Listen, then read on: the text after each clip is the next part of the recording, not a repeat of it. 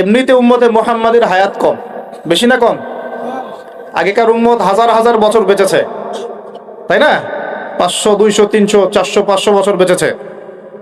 তা আমাদের 60-70 বছর। এর মধ্যে যদি এই সুযোগগুলো কাজে না লাগাই তাহলে হবে? আল্লাহ পাক আমাদেরকে এইভাবে আমলের মৌসুম খুঁজে খুঁজে আমল করার তৌফিক দান করুন। প্রতিদিন আমরা একটা করে হজ আর একটা করে উমরা করতে পারি। প্রতিদিন একটা করে হজ, একটা করে উমরা করা সম্ভব। বলতে পারেন ভাই কিভাবে? এই হাদিসটা শুনে আল্লাহর নবী মুহাম্মদ সাল্লাল্লাহু আলাইহি ওয়াসাল্লাম বলেছেন, আমি এবারও সবগুলো বলতে গেলে অনেক সময় যাবে, খুব সংক্ষিপ্ত করে বলছি। যে ব্যক্তি ফজরের নামাজ জামাতের সাথে পড়ে, বলেন আমার সাথে, যে ব্যক্তি ফজরের নামাজ জামাতের সাথে পড়ে, এরপর সালাম ফিরানোর পরে ওই জায়গায় বসে থাকে, সালাম ফিরানোর পর ওখানেই বসে থাকে, বসে বসে আল্লাহ পাকের জিকির আজগার তাসবিহ তাহলিল করতে থাকে। ধরেন আপনি আয়াতুল কুরসি পড়লেন, 3 কুল পড়লেন, ঠিক আছে, আপনি সুবহানাল্লাহ পড়ছেন, আলহামদুলিল্লাহ পড়ছেন, আল্লাহু আকবার পড়ছেন, মানে যেগুলো জিকির আজগার, মাসনুন জিকির আজগার, যেগুলো অথেন্টিক, প্রমাণিত। প্রয়োজনে বসে কোরআন তেলাওয়াত করলেন, কিছুক্ষণ আল্লাহর কাছে দোয়া করলেন, এভাবেও হতে পারে। এভাবে করার পর সূর্য উঠে গেল। ধরেন জামাত আপনাদের এখানে কয়টায় হয়? হ্যাঁ, 5:50 বা 55 এরকম না? সূর্যোদয় তো হচ্ছে এখন প্রায় 6:30 কি 40-এর দিকে।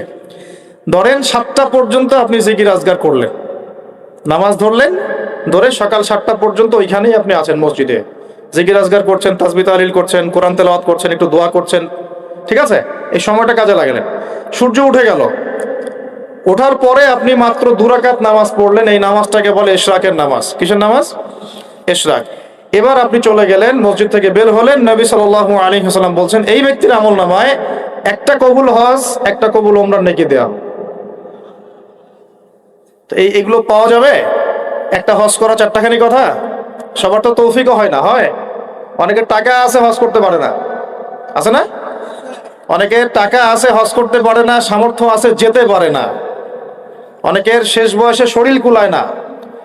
আর হজ উমরার কাজগুলো একটু কষ্ট আছে, এগুলো বৃদ্ধ বয়সে যারা যান তাদেরকে বেগ পেতে হয়। ইমানের জোরে তারা করেন, কিন্তু শারীরিক কষ্ট আছে।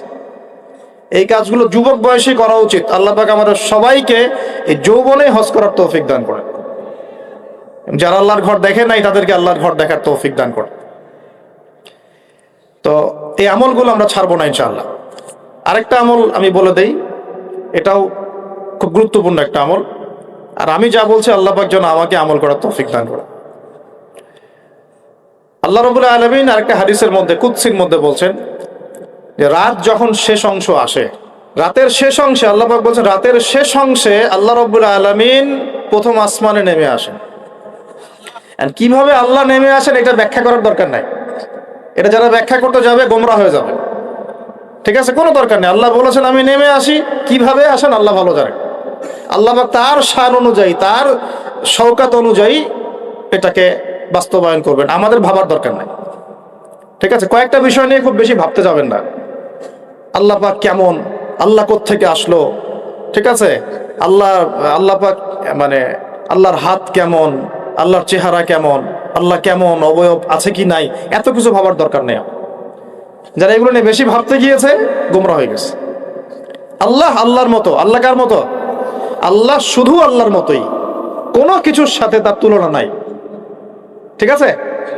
আল্লাহ পাকের নেমে আসাও আল্লাহ পাকের মতোই, আমরা এটা ব্যাখ্যা করতে পারবো না। আল্লাহ পাক বলছেন নেমে শেষ অংশে, রাতের শেষ অংশে, এবং বান্দাদের প্রতি আহ্বান করতে থাকেন, ফজর পর্যন্ত আহ্বান করতে থাকেন কন্টিনিউয়াসলি। কে আছো, কে আছো আমার কাছে ক্ষমা চাইবে, আমি ক্ষমা করে দেব। কে আছো আমার কাছে দোয়া করবে, আমি দোয়া কবুল করব। কে আছো আমার কাছে চাইবা, যা চাবা আমি তাই দিব। কে আছো অসুস্থ, শেফা চাবা, শেফা দিব। মানে কে আছো আমাকে ডাকবে, আমি তোমার ডাকে সাড়া দিব। কখন বলেন এটা? যখন আমরা ঘুমাই, যখন আমরা কি করি, একদম ফেসবুক চালাই, বসে বসে ইউটিউব চালাই, ওই সময় মেয়েদের সাথে কথা বলি, ওই সময় গার্লফ্রেন্ডকে সময় দিই, তাই না ভাই? এগুলা সারা রাত মেগাবাইট কিনে বোনাস প্যাকেজ কিনে, এগুলোই তো কাজ। যুবকদের কাজ কি এখন? যুবক ভাইরা শোনেন, আপনাদের জন্যই আমাদের এত পরিশ্রম। যাদের দাড়ি পেকে গেছে, 60-70 বছর বয়স হয়ে গেছে, বা 50-55 বয়স হয়ে গেছে, তাদেরকে নিয়ে আমাদের এত ফিকির নাই। তারা তাদের জীবনটা শেষ করে ফেলেছেন অলরেডি। আমাদের ফিকির আপনাদেরকে নিয়ে। আমাদের খুব ইচ্ছা, আমি নিজের কথা বলছি এবং আমার মতো যারা চেষ্টা করছেন তাদের কথা বলছি, তাদের খুব ইচ্ছা বাংলাদেশের 100% যুবক যেন নামাজি হয়। আমরা কি আশা করতে পারি আপনাদের কাছে এটা? বাংলাদেশের 100% যুবক যেন কোরআন তেলাওয়াত করতে পারে। পারা যাবে না? এটা পারা যাবে না? যাবে না? অসম্ভব কিছু? বাংলাদেশের 100% যুবক হারাম সম্পর্কে যাবে না। এরা হালাল খাবে, খেয়ে বুক ফুলায় বিয়ে করবে। বিয়ের চাপ দিবে বাসায়, না দিলে বিদ্রোহ হবে। না দিলে কি হবে?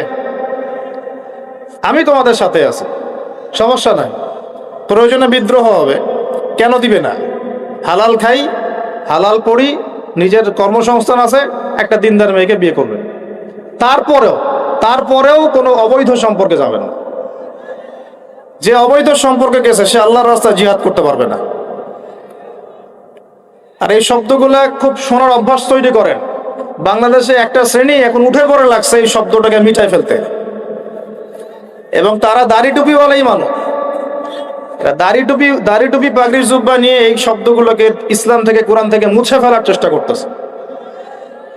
সবার আগে তোমাদেরকে 5 ওয়াক্ত নামাজি হইতে হবে, সবার আগে তোমাদেরকে কোরআন বলা হইতে হবে, এবং দিনের প্রত্যেকটা কাজ নবী সাল্লাল্লাহু আলাইহি ওয়াসাল্লামের সুন্নত মোতাবেক করতে হবে।